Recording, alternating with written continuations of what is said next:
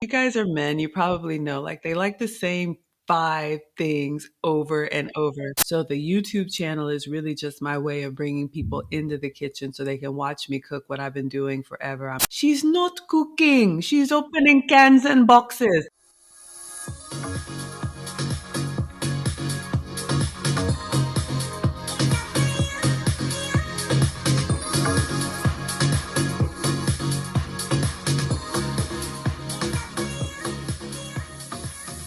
All right, welcome to another great episode of the Dre and Smiley podcast, The Inner Circle. We have a great guest on with us today.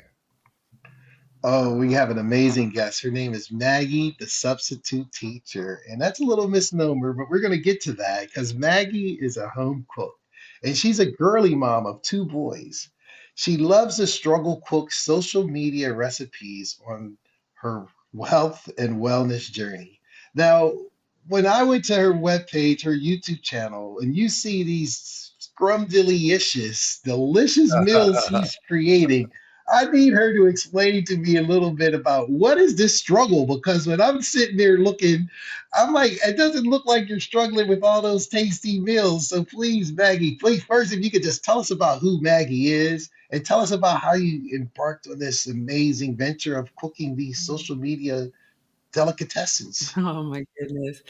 No, thank you all so much for having me. But yes, hi everyone. I am Maggie, the substitute teacher, and I am not an actual teacher. I do work in technology. I'm a boy mom of two teenage boys, amicably divorced from their father. And I started a health and wellness journey where I cook sugar free, dairy free, and gluten free recipes. So I just take inspiration from everywhere, what I watch on social media, the cooking shows, what I would cook for the family. But for me, Mm. I make the substitute versions of them. So that's why I'm Maggie, the substitute teacher. So, what do you find is your favorite dish? You say gluten free, organic. Seems like it's vegan type or healthy foods, but what would you say is your specialty? Steaks, ribs, chicken, or Well, that's definitely, I'm not vegan. That's definitely not vegan. I eat meat, and sometimes there's the confusion because I avoid cow dairy. So I can have goat's cheese, sheep's milk cheese, plant based products. It's just something about the proteins in cow dairy that I'm sensitive to. But I would say my specialty, I love breakfast, pancakes, French toast, all, everything, scrambled eggs, bacon, like all of that. And I just try to find ways to make it tasty and scrumptious, as you would call it. So, Maggie, you're speaking my language. Breakfast, French toast, pancakes. What time's the next cookout? What time should I be there? Yeah, we Oh, can I have love it. pancakes and French toast for a cookout. We'll make our own new rules. Absolutely. There are no rules. We do breakfast for dinner a lot here. Okay. And I cook every day. Anytime y'all are in the Atlanta area, you're welcome. I'm cooking for you, no problem. Awesome. So you're the mom of two boys. Mm-hmm. My mother also has boys, three. Mm. And I always tease her and tell her that God realized her full capacity, and that's why He blessed her with boys. So Is that what it that's, is? that's exactly what it is. That's why she's so. That's why she's as strong as she is today because of all the torment we gave her growing up. So, in terms of cooking for boys, tell me, Mm-hmm. was that kind of maybe part of the genesis for being creative and your recipes and things like that? And then the follow up to that is, how do you cater to their palate? Because young boys, especially, we can be challenging to cook for. Palate or insatiable appetite. So to answer Yeah, your question, no. I don't get inspiration cooking for the boys because you guys are men. You probably know, like they like the same 5 things pretty over and much, over. pretty much. And I get inspired by recipes. I keep all of the cooking channels on, like on mute. I work from home. And so I would see these beautiful recipes and I'd be like, ooh, I want to try that. And they'd be like, Mom, can we just have spaghetti? And I'm like, for the 500th time, okay, I'll make spaghetti. But so my inspiration comes from what I follow and what I watch. Plus, I've been corporate since college, and I've been an executive in the amenities space. So I get a lot of inspiration as far as plating and presentation from that. Mm. But really, my channel started as a way of me to kind of hold myself accountable on my health and wellness journey. It started with me just cooking privately, and then I would post the finished product. This is what I'm eating today. And we all eat with our eyes first. So I would try to make it look really, really attractive because I wanted it. And then people would say, first, like, did you make that? I was like, Yeah. yeah, I made that. Right, right. And then they would come in the comments and say, well, how did you make that? And then I started typing, well, first you do this and then you do that. So the YouTube channel is really just my way of bringing people into the kitchen so they can watch me cook what I've been doing forever. I'm the daughter of a retired home science teacher. So Mm. I had a mom who cooked every day, and it's just how I was raised. But a lot of times diet food is kind of bland, and y'all know it just doesn't Yeah. taste good. So Right. I'm here to enjoy the journey. But specifically being a boy mom, and they're 13 and 15 now, Mm. growing, and I have one that's in military school and one that's an athlete. He's a swimmer, and Mm. he's this big, but when Right. I tell you that boy can eat, so Yeah. I just make the plates and stand back. I cook whatever they want. They eat their food. Then they're like, Mom, what's that? And then there's the after dinner snack and then the before the bedtime snack. It's just ridiculous. Yeah. Anybody who's been around growing boys, you understand. So for them, good quality food, really just exposing them to different types of food. Mhm. Always a vegetable and fruits on the counter. But yeah, the carbs, the pastas, the pancakes, the spaghettis, the burgers, just homemade versions of all of that. It's interesting. So as you talk about that, I think about my own 15-year-old who I told when he was around 10, 9, 10. I said, get ready because all your life until you're getting to your 20s, you're going to hear the same three things, which are you still hungry? Can, can, can you eat all that? And then the third was, where does it all go? And Oh sure yeah, enough, his appetite is it's it's crazy. incredible. I lived it. Hmm. I was there, but seeing it is a whole nother thing. Oh yeah. I'm enjoying it. The thing I tell him is, if you're hungry, eat. Just don't waste Hmm. it, because you don't want Absolutely. them to feel bad about having an Hmm. appetite. So that there is that. So think about that first meal you made when you realized, whoa, I have a gift. Tell me about that. I still don't really think I'm that good. Here's the thing. So I grew up with the African Martha Stewart. My family, I come from a family of immigrants born in Ghana. Hmm. And my mom, well, growing up, we called it home economics, but Okay. now it's home science. Hmm. And I'll be cooking with my mom tomorrow. And if you've ever watched any of the episodes on my channel where you see Cooking with Nana, Uh-huh. she's still, and I'm 47, she's Uh-huh. still, Maggie, what's wrong? My dad, he says he doesn't even believe that. He says, Maggie, she's not cooking. She's opening cans and boxes. So this is what I get from my family. So I still don't think I'm that good, but I enjoy what I do. Right. And like I said, when I started just posting, this is what I was eating today, kind of like, okay, I'm going to get this weight off. This is what I'm eating today. And people started responding. That looks incredible. Did you make that? Mm. That's when I started saying, oh, I guess I'm not, horrible after all. So I just have fun with it, and I impress myself sometimes. But I guess when I started getting the response from people, and the channel has helped too, because we all have different levels of cooking. Some people are just really, really basic, and they don't even know where to begin. I'm all Mm. thumbs in the kitchen, so the teacher in me comes out when I'm explaining. So. Sure. And Smiley, I'm gonna pass back to here in 1 second. One follow-up, Maggie, is what's one meal that because you mentioned, your parents are kind of like, you're opening boxes and cans. What's one meal that you made for them where they were like, whoa, you got some skills here?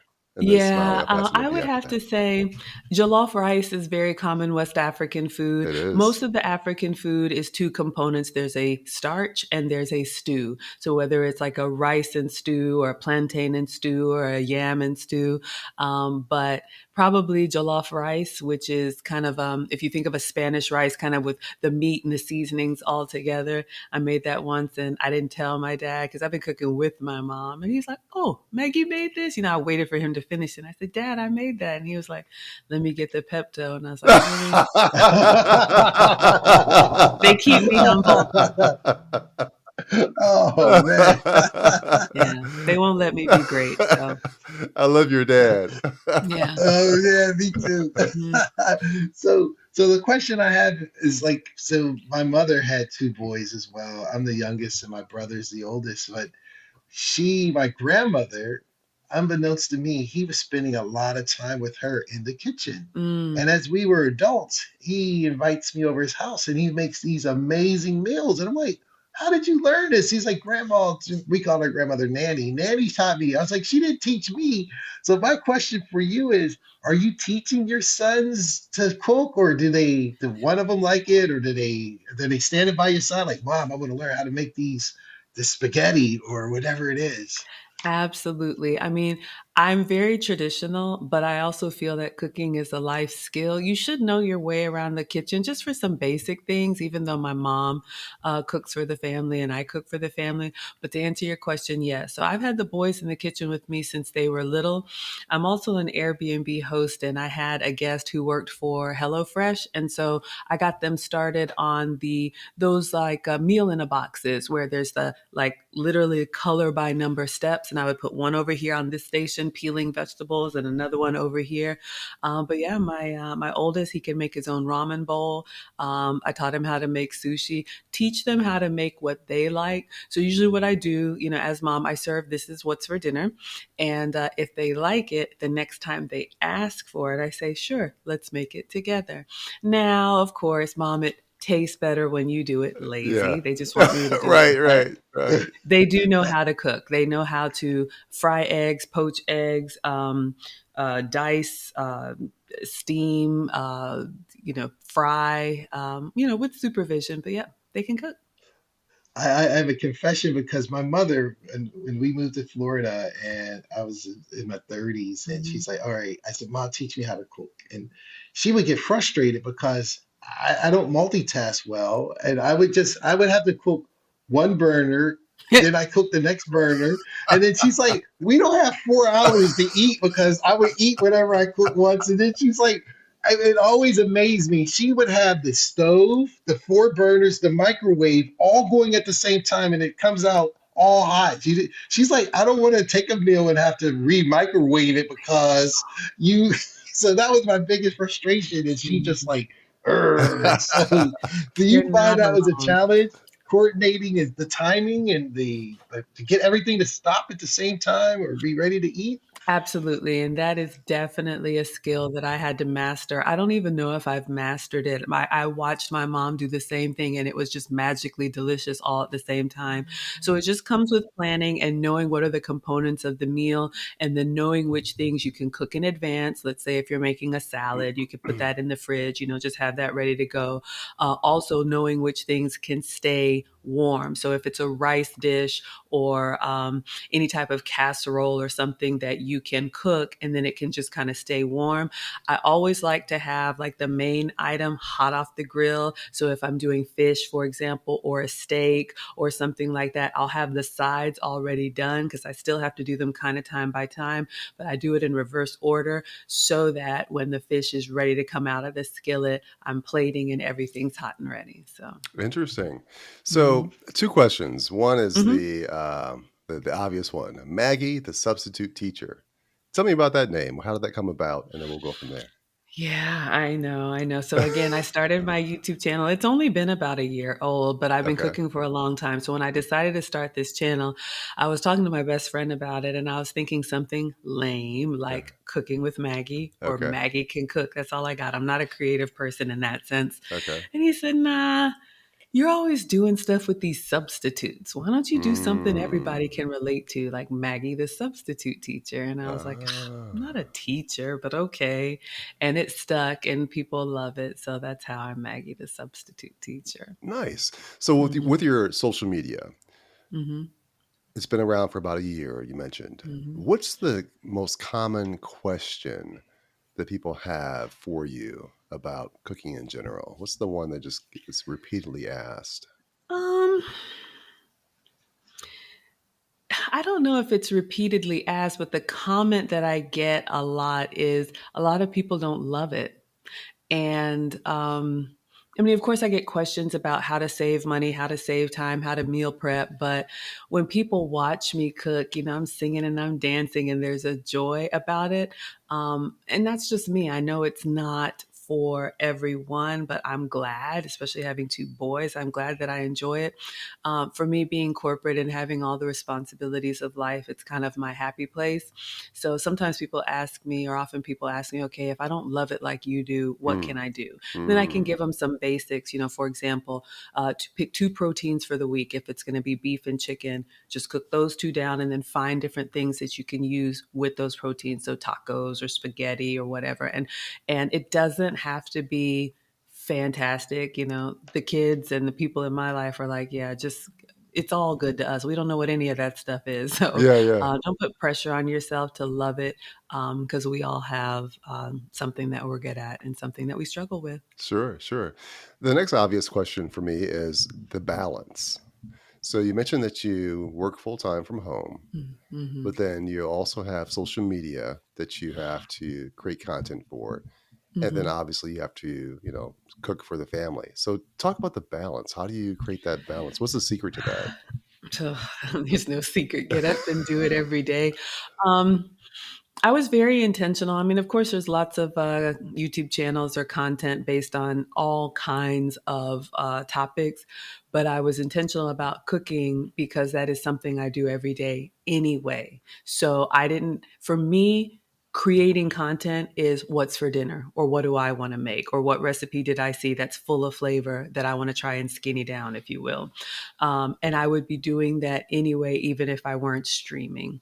So I work from home. That's been a huge help. Before the pandemic, I was in the office, long commute, ripping and running, all of that. And I didn't realize how much happier I would be at home. So that's been a huge blessing. So literally, I finish my Zoom meeting of the day and then go into the kitchen and turn on my iPad and I stream. I don't edit. I do have an editor who will do like thumbnails and, like little clips and stuff for me. But literally, my page is probably like 99% live streaming Okay. because I am not good at any of this stuff that you all do. Yeah. And I was shocked. I didn't think anybody would care, but people really like the process and the way I explain what I'm doing has been helpful. And then because the boys are older now, and if I'm being honest, my oldest is living with his dad now because boys definitely need men in their life, and we Sure. co-parent really well. So he lives with dad most of the time, and then my youngest is in an all boys military school, and he's in Okay. boarding school. So I have a little bit of an unplanned empty nest situation Okay. going on. Okay. So that has helped me to have more time, but they'll be here when they come through. Believe me, it's different. And they'll come on the screen with me sometimes. You might see a Yeah. hand come through, and I'm like, Right. hey, I haven't taken a picture of it yet. So it's a family affair. But yeah, this is just how I live. So it's just a window into my world. I don't really feel like I have to create anything that I'm not. Nice. Nice. Hmm. So from the title you mentioned struggle cook. What recipe did you find? Whether it was an African recipe or a Mexican recipe, what one did you find that was really challenging for you that says, you know what, this really was this stretched me beyond my culinary skills because it was something that you didn't anticipate, or does that ever happen, or Yeah. has it happened? It's happened. And the struggle cook kind of comes from the struggle stream. I'm a student of the lead attorney, and he always talks about how he struggle streams. And so I'm like, not only do I struggle stream, I struggle cook.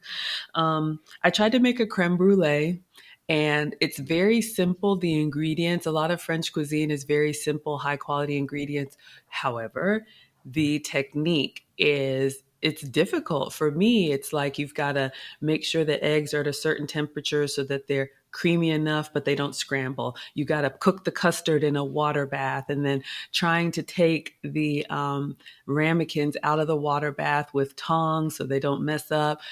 Knocked it over, custard on me, custard in my hair, custard on the fridge. It was just Whoa. Yeah, it was I got a blooper reel and it's in the blooper reel on my page. So, and people love that. I'm so embarrassed because I want to get it right and I want it to be perfect. And people feel like, you know what?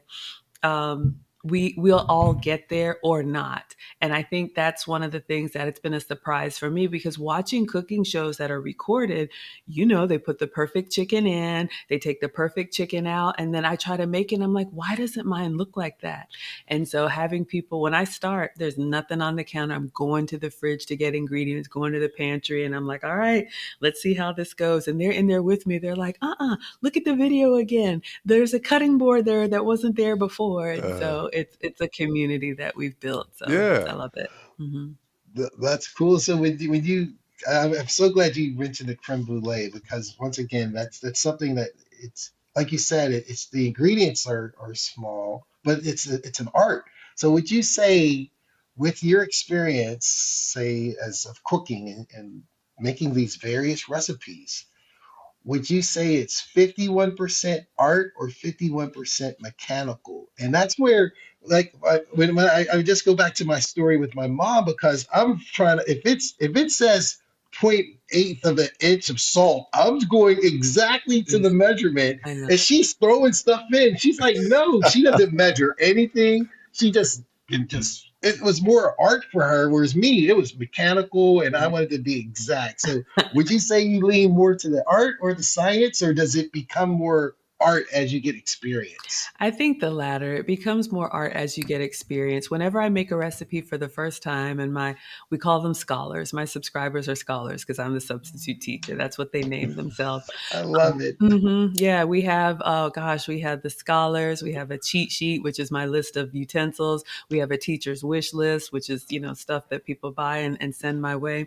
But the first time I make a recipe, I always follow it by the book because I'm learning. And I think that's important. Then once you get comfortable with the way you like your food, you can adjust seasonings. Everybody's stove is different. Everybody's kitchen is different. I'm a cooker. I'm not a baker per se. That's what the Mm. boys called me when they were little. Mom, you're a good cooker. Um, so that's it. Just kind of stuck.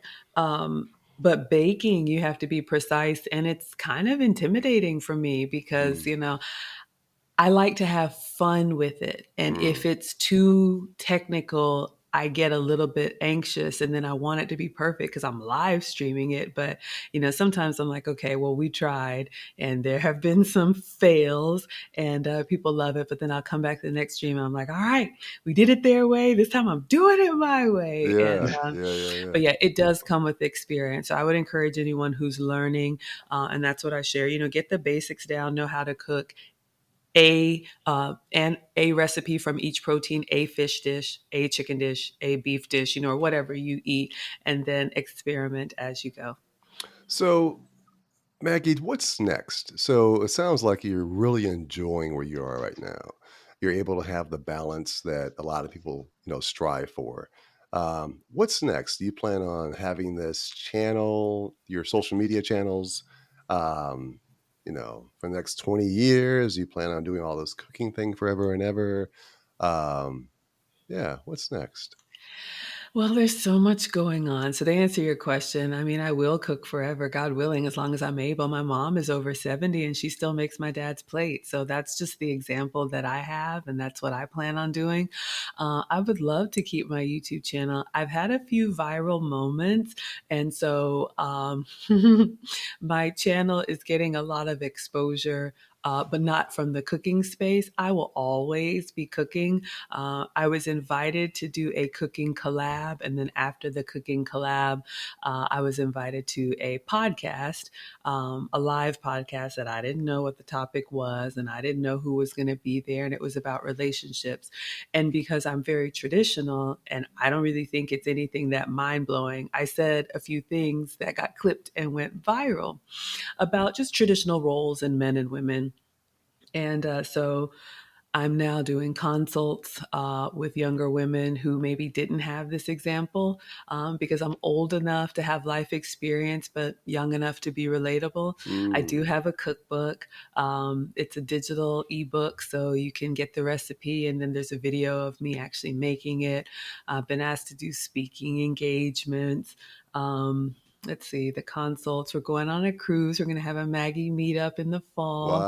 wow. So yeah, I mean, my channel 2 months ago, I had 2,000 subscribers. Okay. Today, I'm approaching 35,000 Wow. subscribers. So Wow. this is very, very new for me. Yeah. So we'll see what the future holds, but there will always be cooking as part of it. And so, if you were to guess, and maybe you don't have to guess, the significant increase in your subscribers came from a couple of those viral videos. Yes. Okay. So there's Hmm. that. And then also the cookbook. How can our listeners get a copy of that? Can you Oh share? my goodness, I'll have to give you the link. If you Okay. go to, it's on all of my social, but if you go to my YouTube channel, Maggie the Substitute Teacher, Okay. and then you go over to the About Me section, I have all of my links there, how you can book a consult with me, my cookbook. I also have a course because I was monetized on YouTube pretty quickly. Okay. I just have a way of, growing a community, and I share what I do there. Yeah. Yeah, there's all of it is on the About Me tab on Okay. my YouTube page, and yeah, I think there'll be more relationship stuff too. I now do like Q&As, ask me anything. I'm no doctor. I'm no psychologist. I'm no expert. I'm just an older woman who's lived life and happy to share if it's helpful. Nice. So in terms of Mhm. your meetups, the cookbook, the consults, the speaking engagements, do you have someone who manages those things for you, or do you do all that on your own as No, well? no, that's just me. Maybe one day, I'll be I'm going to need an assistant one day, the way things are going. And Yeah. I know it's coming, but right now it's me. That's why it's still a struggle. Yeah. Um, the long term goal would be and is for this to be part of my exit strategy. I've been in Mm, corporate since I'm 25, I'm yeah. 47 now. So in my 50s, I do believe I should work full time as long as the boys are minors, but Right. they're in high school now. So once they're up and out, I would love to have my social media be part of my exit strategy in whatever Sure. form. Right now, it pays for private school, so it's a great side gig, and I love that, and Yeah. I'm grateful. Yeah. Yeah. But as it grows, I'm definitely going to need help. No, that's awesome. It's just when you think about your 2,000 to 35,000 subscribers, so you're a social media celeb. But would you say your majority of your listeners or followers, when you look at the demographics, is it mostly US based, Africa based, Asian based? And I asked that because we had a lady on and she's a seamstress tailor, and we asked her about her following, and she has people from New Zealand, Australia. She looks at the numbers, and she was just like amazed that her reach was global. Mhm. So, would you say your concentration of your representatives is mostly US or from all over? I would say mostly US. However, I'm embarrassed to also say I don't look at my analytics. I know, I mean, there's some people that put up a video and they're like, how is it performing? What is it doing? When I'm done, I turn off the camera and eat dinner. Like for me, it's I'm even surprised at it, but I have glanced and mostly US. However, I do have people all over. We have Europe, we have Japan, we have Australia, we have, I haven't seen too much in South America and a little bit of Africa. But what I've been really surprised at is my following can be anywhere from 50 to 70% male. And I was Mm. like, what are y'all cooking? And they're like, we're not. We just want to watch you do it. And I'm like, why? So, You know why? That's why you know why. well, now I know, but honestly, that's how naive I am. When I started my YouTube channel, I thought my audience would be me. Moms, busy working moms, trying to get a meal on the table for the kids, trying to keep their fitness in shape, but also like, try to do it all. that's who I thought would be interested in my channel. And I have that, but I also have um, a lot of diversity in age. A lot of my audience is younger than me, which is really heartwarming because I'm a boy mom, so I don't have daughters. So whatever I can impart that's helpful for young women, and then just a lot of people didn't have that traditional nuclear family upbringing Mm. like I did. Mhm. So it's fascinating to them to see me and my mom and the kids and talk about my dad. For to me, it's just normal.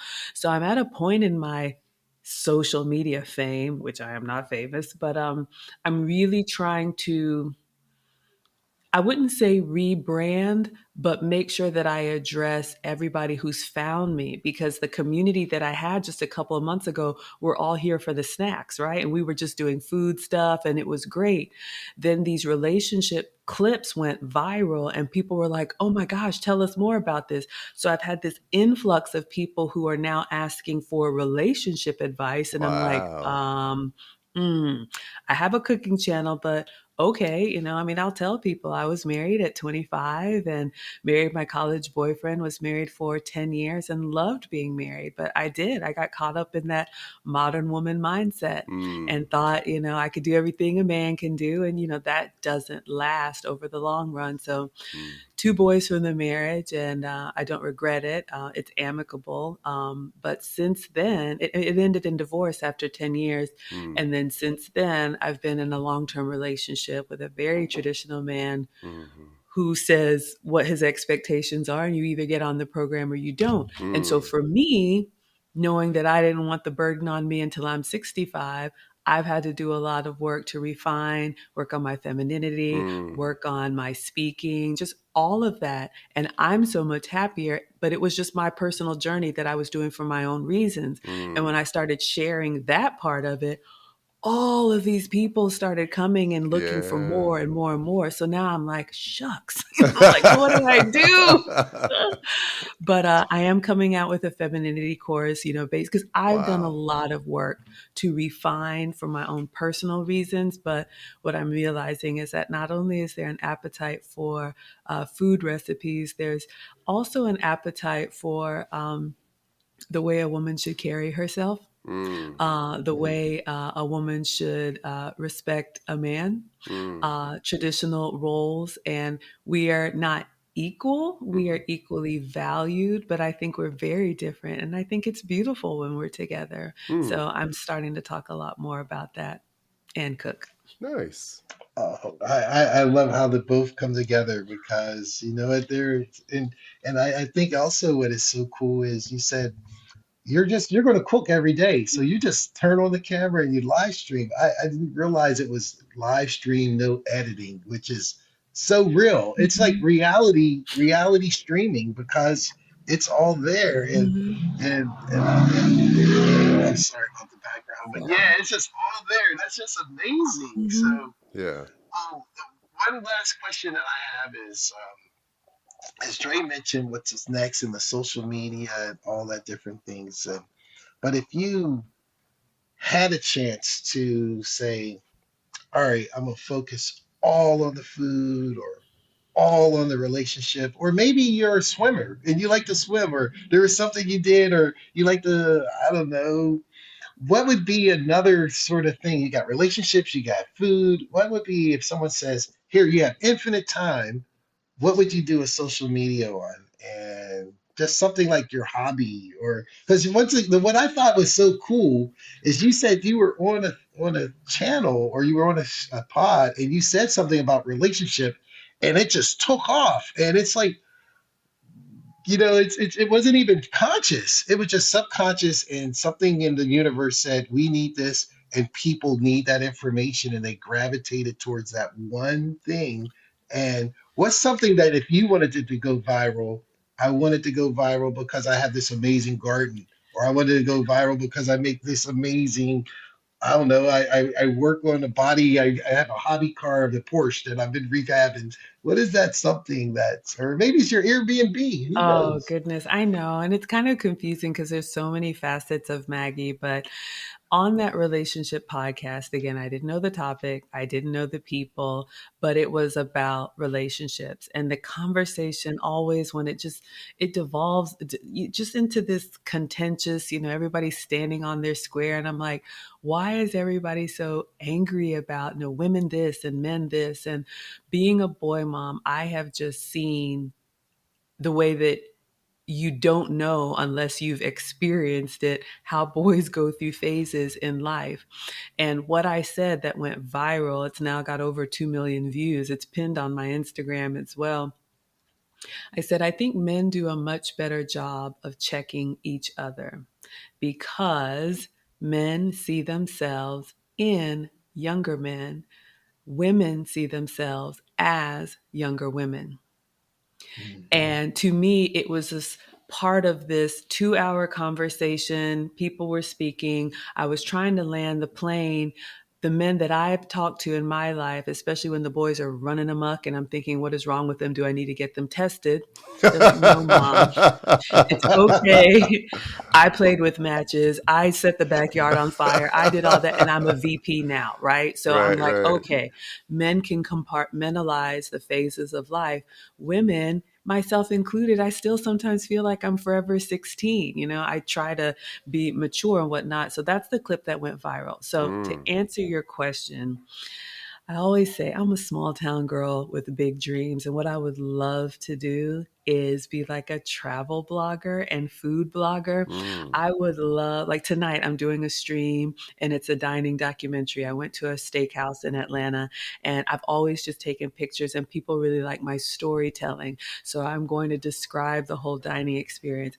I would love to work with celebrity chefs. Sometimes, like, maybe don't yell at me, Gordon Ramsay, I might start crying, but I would love to. I've never been to culinary school. Like, I am just a home cook. That's what I am. But I would love to travel different places, taste the cuisine, learn the different techniques and flavors that are local to different regions, and then come back and blog about it. That would be my absolute dream. I love it. I love it. Mhm. Yeah. Thank So, you. what's interesting, Maggie, is as I was listening to you share your story, right? Hmm. How authentic you are, No, how thank you. candid you are, right? Mm. Because initially, when you were saying that you do consulting and do relationship advice, I was just thinking, I wonder how how that comes about because Mhm. you're a cook. But then, as soon as you shared your journey through getting married and having children and beyond, a Mhm. light bulb went off. I realized, Oh, really? ah, Thank this you. is what everyone sees and says, Mm. hey, let me learn more from her about whatever, cooking, relationships, etc. So it resonates with me. I definitely see the value there. So Thank you. here's a question for you. What is one thing that most people don't know about you that you wish they knew? I'm not at I'm not as confident as people think, and I often don't see what people see. I'm still on a journey. I still mess up. I still work on the way that I present myself. I still work on the way that I cook. I haven't arrived, and I'm just as surprised as everybody else that anybody's paying attention to what I have to say. I don't really think it's that mind blowing, but I do understand that people feel a connection, and I do love nurturing relationships and putting people first. So if it's helpful, I'll continue to do it because this is just me. Love it. You mentioned not being confident. So my guess is that that's something that, or not being confident, but you mentioned you're surprised at the level of attention that you're getting. So my guess is that you and your dad probably joke about that. I'm sure your dad teases you at some point, like, why are people looking at, watching you open up a can in a box? What's so exciting about that? I'm telling you, the kids, even the kids, the Yeah, swimmer and the military. I remember when I said, boys, I'm going to start a YouTube channel. And my oldest was like, you? right, right, People want to watch you right, make my right, dinner? And I was right. like, Then when I got 1,000 subscribers, I was so excited. He was Yeah. like, "Did you fall and it go viral?" Like, this is my family. So these are the people that are Right, around me. Then when I right. went viral, he was like, "Are you buying subscribers?" Like, they won't let me be great. Like, they don't believe I can do anything. So, Right. Yeah, Wow. they're subconsciously trying to push you. That's what they're doing in a creative way. I can't believe you won't be able to do this, and then subconsciously you're like, watch me do mhm, my thing. exactly, exactly. Then when my channel gets monetized, then they're Right, like, "Oh, we right, were here all along." right. And by the way, I need some new Yeah. Jordans. Yeah. well, well, we're gonna move into the final four, and I think I'm gonna put a little twist on the final four. I'll tell you, usually the final four is alive or dead, who would you want to have dinner with? You're at one chair, and the other three chairs, who would you want? But the twist that I'm going to put on it, since you're a chef, a home taught chef and a culinary expert, who would you want to be? Who are the three, four representatives you would love to cook dinner for? Oprah, Obama, who would you want to serve and why? Because, and of course, you get to eat with them. Oh my goodness, this is so hard. So, yes, I will say Oprah, Obama, and Martha Stewart. Ooh, Mhm. Wow. Threw Martha in there and why? Um, I've always compared my mom. I've called her the African Martha Stewart, and I would love some honest feedback from someone who's done it all. love it, Mhm. love it. Okay. And Obama and Oprah? Why Well, those two? well, I mean, Oprah. Some people have said, Maggie the next. I wouldn't even compare myself, but I know her story. I've watched her masterclass. I mean, we grew up watching Oprah, and I know, like me, on the inside, she's a simple, small town Southern girl, and you always keep that part of you. Even though other people are like, "You are amazing." And when you get to see Oprah in her natural environment, a lot of that comes out, and she's quirky, and she's just who she is. So I can relate to that. And Obama, I'll say Michelle Obama, because I didn't say which one. Okay, Hmm. okay, okay. You Hmm. clarified. Okay, Ah, Hmm. because I was thinking about Yes, Barack, but okay. exactly. that's what I was thinking. Exactly. Okay. But I would say Michelle Obama, a lot like Oprah, a lot of people got to know her after she became First Lady. But I'm a huge fan, especially her book, Becoming. She Yeah. talks about, I love anyone who comes from humble beginnings. I'm the Mm, daughter of immigrants. We came to America when I was one. My dad mm, worked at the Piggly Wiggly, my mom worked at Ryan's Steakhouse, and now they have PhDs. So I just mm. love the story of being the underdog and persevering, especially for regular women, because, at the end of the day, we're not all tens. Love it. Love it. Mhm. What's been your greatest success? Oh my goodness, just surviving with these boys. I know it's kind of like, oh yeah, but in all honesty, keeping the family unit, I mean, divorce is hard. And I didn't, I'm not proud of that, but I am proud that my ex husband and I co parent so well. A lot of the kids' Mm, teachers don't even know that we are divorced. We mm, are a family unit. We talk all the time, drop off pickups. We work together. The boys know that we are still mom and dad. The in laws are still, forever family. And so mm. it doesn't have to be ugly, even if the relationship doesn't work out. If you put the children first, it's just better for everyone. So I'm very proud of that. Awesome. And so, what would you say is your superpower? Hmm. Something that's uniquely you, that's your superpower. Superman flies, the Hulk has his strength, the Flash is fast. What is Maggie, the substitute teacher, superpower? I have a joy and I have a peace, and I always come back to center. People ask me, do you yell? Do you get mad? Of course, I'm a mom, but I don't stay mad. And so I can get over anything. and I've been through some things. So I'm able to communicate how I'm feeling, and I'm also able to say, okay, I need a day or I need a week, but I'll be back. And I think that just comes from a maturity, that you can just let people know, I just need some time right now, and then I do come back and I move on. Mm. You know, it's Mhm. interesting, Maggie. So Smiley, all his life, has had the name Smiley, right? Because he smiles a lot. One of our listeners told me, she said that when I heard his voice, it Mm. sounds like he's smiling. Mm. With you, your joy, you mentioned that you have a joy, it shows through. Like as you're talking with us, that we've been on, this entire time, your joy shows through and your passion shows through. So yeah, that makes sense to me. Last question. So you're busy. You have a lot of irons in the fire. You've balanced it all well. In my mind, there's a book coming. What would the title of your autobiography be? The title of my autobiography, Maggie. Um, I would just say a small town girl with big dreams. Love it.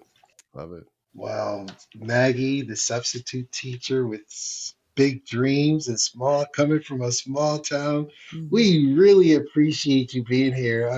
I mean, like Dre said, you have an aura of joy. I mean, and I've been smiling like a Chessy cat since you've been speaking, and it's like your joy is infectious, contagious. So thank you. And you know what? It's on my list. I'm gonna go and start watching since you're doing live streaming. Because when I saw them, I'm like, man, they always cutting and editing. If it's live, I can follow. I'm gonna follow you and start making some meals. But thank you for being on the podcast. We really, really appreciate you, and thanks for taking the time. You are most welcome. I appreciate that. Y'all can find me on YouTube, Facebook, Twitter, Instagram, TikTok, and Twitch, streaming as Maggie the Substitute Teacher. And tomorrow I'll be cooking with Nana, so you'll be able to see her put me in my place. I'll just add to that real quickly. Some guests we have, it's kind of like, oh, that was a good interview. I really enjoyed that. Others we have, it's like, whoa, where can I, you know, hear or see more about what's going on in the world? You're one of those. So yeah, I'll be Mm. stalking you on Instagram, YouTube, and everywhere else.